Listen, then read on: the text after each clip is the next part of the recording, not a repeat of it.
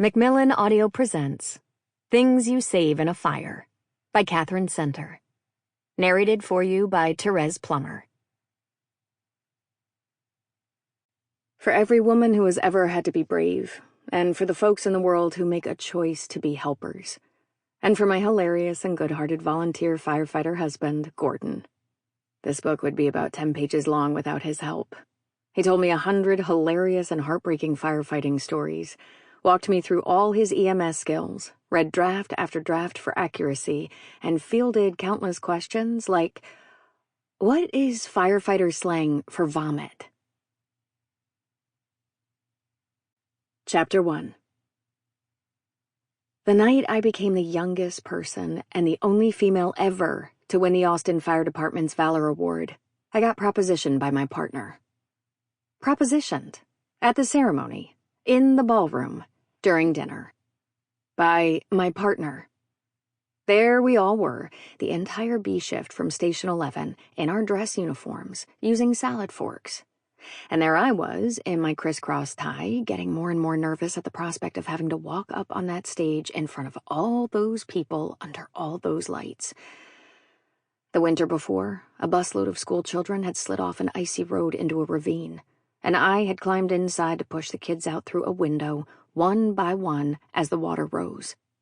That's why we were here. The newspapers were calling me the school bus angel. And Hernandez, of all people, chose this moment to hit on me. Hernandez, my partner of 3 years. Hernandez, who I'd never once thought of that way. Hernandez, who was so perfectly, mechanically handsome that he didn't even register as handsome anymore. He was like a Latino firefighting Ken doll. So bizarrely perfect, he wasn't even real. He lifted weights and flossed and preened, and he used his washboard stomach and perfectly aligned white teeth to snare more unsuspecting ladies than I could count. He wasn't just in our department's calendar. He was on the cover. Picture-perfect Hernandez. The last guy on earth I would ever think of as anything other than a health food eating, CrossFit training ladies' man. Leaned over close to my ear, right there at the banquet table, and asked me to spend the night with him. Maybe tonight's the night, he said. I kept chewing. I honestly didn't see it coming.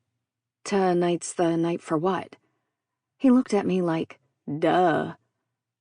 To finally do something about all that sexual tension. I looked around to see if the other guys had heard him. He had to be joking. Somebody had to be making a video or taking a photo or poised to jump out and start laughing. There was no way this was anything but an epic firehouse candid camera prank. I surveyed the rest of the crew. Pranksters, all. But everybody was just sawing away at their chicken. I decided to call Hernandez's bluff. Okay, I said. Great idea. He lifted his eyebrows and looked delighted. Really? I gave him a look like, come on. No, not really.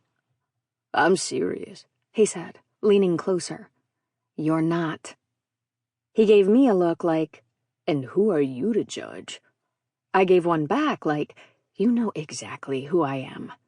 Then I said, you're never serious about anything, especially women. But you're not a woman. You're a firefighter. Yet another reason I'd never go home with you. I think you want to. I shook my head. Nope. Deep down. Nope. I could dare you, Hernandez said. I never backed down from a dare.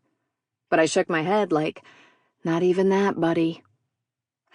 I don't date firefighters, and neither do you. This would hardly be a date. I tilted my head. You're like my brother, dude. I can work with that. I flared my nostrils. Gross. Seriously, why not? I squinted at him. Was he serious? Could he possibly be serious? I glanced up at the stage. In a few minutes, they were going to start the awards ceremony. This was a big night for me.